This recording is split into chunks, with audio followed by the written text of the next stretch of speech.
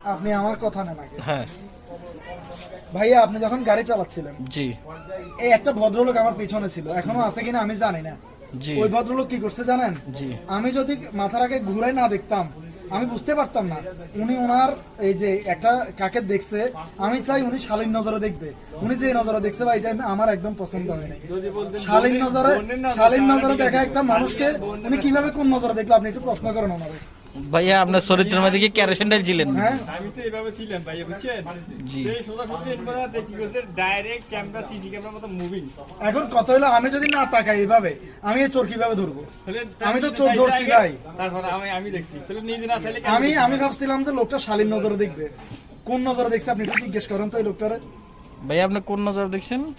বোনের নজর সেটা এটা ঠিক না, এটা ঠিক না, এটা ঠিক না। এটা চোর, এখন চোর ধরা খাইছে, চোর ধরা খাইছে এখন এই জন্য বলতেছে।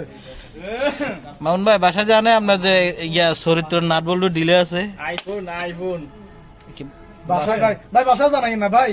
ভাই আপনি ভিডিও করলে অটোমেটিক চলে যাবে ভাই ভাই। ভাই আপনি ভিডিও করলে ফেসবুকে আপলোড দিবেন, বাসায় জানাইয়েন না ভাই প্লিজ।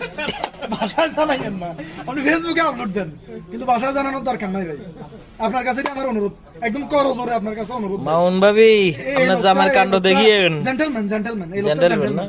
আমি আচ্ছা। মন থেকে খুব ভালোবাসি। হালার পর মাউন্ট